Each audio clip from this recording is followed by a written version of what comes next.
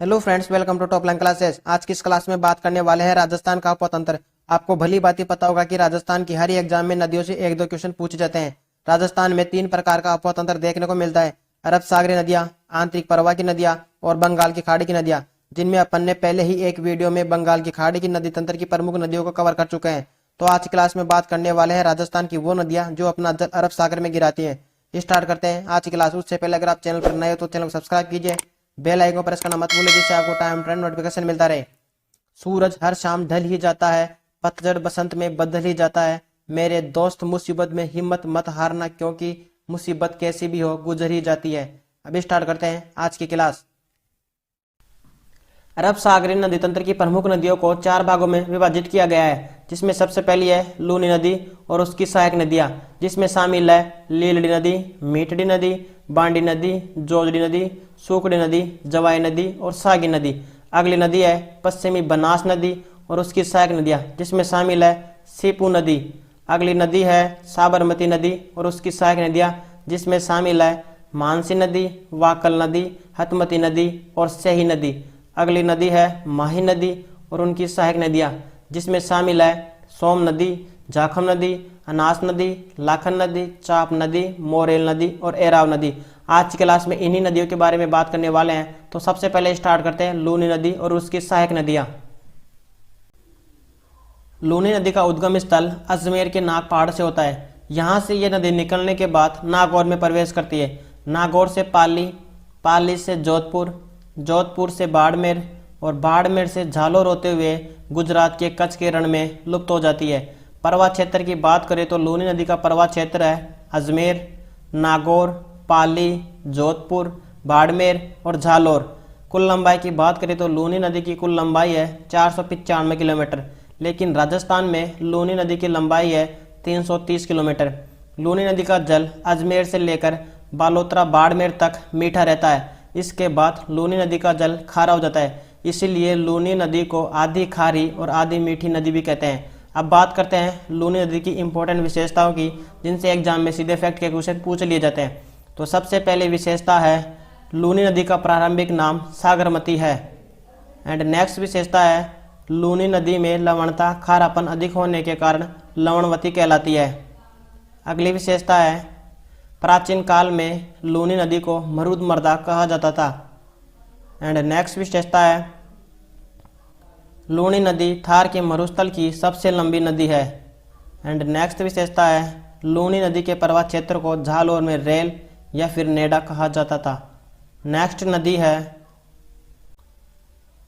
लीलड़ी नदी का उद्गम स्थल सोजत पाली से होता है। यहाँ से यह नदी निकलने के बाद पाली में जाकर लूनी नदी में मिल जाती है।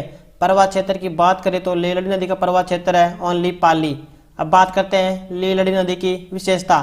तो सबसे पहली विशेषता है लूनी नदी में सबसे पहले मिलने वाली नदी है लीलड़ी नदी। एंड नेक्स्ट नदी है मीठड़ी नदी का उद्गम स्थल पाली से होता है। यहाँ से ये नदी निकलने के बाद पाली में जाकर लूनी नदी में मिल जाती है। प्रवाह क्षेत्र की बात करें तो मीठड़ी नदी का प्रवाह क्षेत्र है पाली। नेक्स्ट नदी है बांडी नदी। बांडी नदी का उद्गम स्थल हेमावास पाली से होता है। यहाँ से ये नदी निकलने के बाद पाली में जाकर लूनी नदी में मिल जाती है। प्रवाह क्षेत्र की बात करें तो बांडी नदी का प्रवाह क्षेत्र है पाली। नेक्स्ट नदी है जोजड़ी नदी का उद्गम स्थल पांडलू ग्राम की पहाड़ियां नागौर से होता है। यहाँ से नदी निकलने के बाद जोधपुर में प्रवेश करती है। जोधपुर में खेजड़ली खुर्द में जाकर लूनी नदी में मिल जाती है। प्रवाह क्षेत्र की बात करें तो जोजड़ी नदी का प्रवाह क्षेत्र है नागौर और जोधपुर। अब देखते हैं जोजड़ी नदी की कुछ इंपॉर्टेंट विशेषताएं। तो सबसे पहली विशेषता है लूनी नदी की एकमात्र सहायक नदी है जो अरावली से नहीं निकलती तथा दाईं ओर से मिलती है। नेक्स्ट नदी है सूकड़ी नदी का उद्गम स्थल देसूरी पाली से होता है। यहाँ से यह नदी निकलने के बाद झालोर में प्रवेश करती है। झालोर से बाड़मेर में जाकर सूकड़ी नदी लूनी नदी में मिल जाती है। प्रवाह क्षेत्र की बात करें तो सूकड़ी नदी का प्रवाह क्षेत्र है पाली, झालोर और बाड़मेर। नेक्स्ट नदी है जवाई नदी। जवाई नदी का उद्गम स्थल गोरिया गांव पाली से होता है। यहाँ से यह नदी निकलने के बाद झालोर में प्रवेश करती है। झालोर से बाड़मेर में जाकर जवाई नदी लूनी नदी में मिल जाती है। प्रवाह क्षेत्र की बात करें तो जवाई नदी का प्रवाह क्षेत्र है पाली, जालौर और बाड़मेर। अब बात करते हैं जवाई नदी की विशेषता। तो सबसे पहली विशेषता है जवाई नदी लूनी नदी की सबसे लंबी सहायक नदी है। नेक्स्ट नदी है सागी नदी। सागी नदी का उद्गम स्थल जसवंतपुरा की पहाड़ियाँ जालौर से होता है। यहाँ से नदी निकलने के बाद बाड़मेर में जाकर लूनी नदी में मिल जाती है। प्रवाह क्षेत्र की बात करें तो सागी नदी का प्रवाह क्षेत्र है जालौर और बाड़मेर। अब बात करते हैं सागी नदी की विशेषताओं की। तो सबसे पहली विशेषता है लूनी नदी में सबसे अंत में मिलने वाली नदी है सागी नदी। ये थी हमारी लूनी नदी और उनकी सहायक नदियाँ। अब बात करते हैं माही नदी और उनकी सहायक नदियों की। माही नदी का उद्गम स्थल मेहद झील थार मध्य प्रदेश से होता है। यहाँ से नदी निकलने के बाद खाटू बांसवाड़ा से राजस्थान में प्रवेश करती है। बांसवाड़ा में प्रवेश करने के बाद ये नदी बांसवाड़ा से डूंगरपुर और डूंगरपुर से ये नदी खंभात के खाड़ी गुजरात में चली जाती है। प्रवाह क्षेत्र की बात करें तो माही नदी का प्रवाह क्षेत्र है बांसवाड़ा और डूंगरपुर। कुल लंबाई की बात करें तो माही नदी की कुल लंबाई है 576 किलोमीटर, लेकिन राजस्थान में माही नदी की लंबाई है 171 किलोमीटर। अब बात करते हैं माही नदी की इंपॉर्टेंट विशेषताओं की, जिनसे एग्जाम में सीधे फैक्ट के क्वेश्चन पूछ लिए जाते हैं। तो सबसे पहली विशेषता है माही नदी को आदिवासियों की गंगा, काठल की गंगा भी कहते हैं। माही नदी कर्क रेखा को 2 बार काटती है। माही नदी राजस्थान की एकमात्र नदी है जो दक्षिण से प्रवेश करती है तथा दक्षिण में ही समाप्त हो जाती है। अंग्रेजी के उल्टे यू आकार का निर्माण करती है। एंड नेक्स्ट विशेषता है प्राचीन काल में माही बेसिन को पुष्प प्रदेश भी कहा जाता था। नेक्स्ट नदी है जाखम नदी का उद्गम स्थल भंवर माता की पहाड़ियाँ जाखमिया गांव प्रतापगढ़ से होता है। यहाँ से यह नदी निकलने के बाद बेणेश्वर डूंगरपुर में जाकर माही नदी में मिल जाती है। प्रवाह क्षेत्र की बात करें तो जाखम नदी का प्रवाह क्षेत्र है प्रतापगढ़ और डूंगरपुर।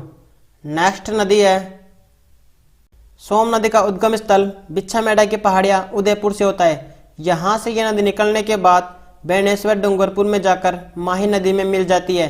प्रवाह क्षेत्र की बात करें तो सोम नदी का प्रवाह क्षेत्र है उदयपुर और डूंगरपुर।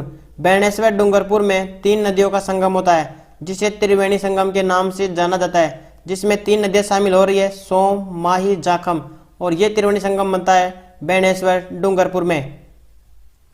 माही, सोम, जाखम नदी के त्रिवेणी संगम बेणेश्वर डूंगरपुर में माघ पूर्णिमा को बेणेश्वर मेला बढ़ता है। बेणेश्वर मेले को आदिवासियों का कुंभ कहा जाता है, जिसका भील महिलाओं द्वारा किए जाने वाला घूमर नृत्य आकर्षक है। नेक्स्ट नदी है एराव नदी का उद्गम स्थल प्रतापगढ़ से होता है। यहाँ से ये नदी निकलने के बाद बांसवाड़ा में जाकर माही नदी में मिल जाती है। प्रवाह क्षेत्र की बात करें तो एराव नदी का प्रवाह क्षेत्र है प्रतापगढ़ और बांसवाड़ा। अब बात करते हैं एराव नदी की विशेषताओं की। तो सबसे पहली विशेषता है एराव नदी माही की एकमात्र सहायक नदी है जो माही बजाज सागर परियोजना से पहले मिलती है। नेक्स्ट नदी है अनास नदी का उद्गम स्थल अंबोर की पहाड़ियाँ मध्य प्रदेश से होता है। यहाँ से यह नदी निकलने के बाद मलदीखेड़ा बांसवाड़ा से राजस्थान में प्रवेश करती है। राजस्थान में प्रवेश करने के बाद यह नदी बांसवाड़ा से डूंगरपुर और डूंगरपुर गलियाकोट में जाकर माही नदी में मिल जाती है। प्रवाह क्षेत्र की बात करें तो अनास नदी का प्रवाह क्षेत्र है बांसवाड़ा और डूंगरपुर। अब देखते हैं अनास नदी की विशेषता। तो सबसे पहली विशेषता है अनास नदी राजस्थान में माही नदी में सबसे अंत में मिलने वाली नदी है, लेकिन एक बात ध्यान रखना, भादर नदी माही नदी में सबसे अंत में मिलने वाली नदी है। ये थी माही नदी और उनकी सहायक नदियाँ। अब बात करते हैं पश्चिमी बनास नदी की। पश्चिमी बनास नदी का उद्गम स्थल नया सनवाड़ा सिरोही से होता है। यहाँ से यह नदी निकलने के बाद कच्छ की खाड़ी गुजरात में चली जाती है। प्रवाह क्षेत्र की बात करें तो पश्चिमी बनास नदी का प्रवाह क्षेत्र है सिरोही। अब बात करते हैं पश्चिमी बनास नदी की विशेषताओं की। तो सबसे पहली विशेषता है पश्चिमी बनास नदी के किनारे गुजरात का दिशा शहर स्थित है। नेक्स्ट नदी है साबरमती का उद्गम स्थल अरावली की पहाड़ियाँ साडोल उदयपुर से होता है। यहाँ से यह नदी निकलने के बाद खंभात की खाड़ी गुजरात में चली जाती है। प्रवाह क्षेत्र की बात करें तो साबरमती का प्रवाह क्षेत्र है उदयपुर। अब देखते हैं साबरमती की विशेषता। तो सबसे पहली विशेषता है साबरमती नदी राजस्थान से निकलती है परंतु राजस्थान में नहीं बहती, न्यूनतम प्रवाह क्षेत्र वाली मुख्य नदी है। इसी नदी के किनारे महात्मा गांधी का साबरमती आश्रम स्थित है। आज के लिए इतना ही। उम्मीद करता हूँ कि आपको यह सेशन अच्छा लगा होगा। तो सेशन को लाइक कीजिए, शेयर कीजिए, सब्सक्राइब करना मत भूलिए जिससे आपको टाइम टू टाइम नोटिफिकेशन मिलता रहे। Thanks for watching this video. Subscribe my channel top Line classes bye Roshan sir. Thanks.